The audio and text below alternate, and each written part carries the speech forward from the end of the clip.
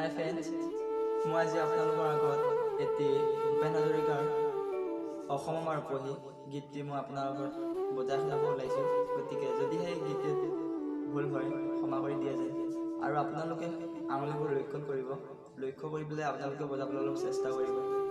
ধন্যবাদ। এতিয়া আৰম্ভ কৰিব আহিছোঁ অসম আমাৰ ৰূপহী।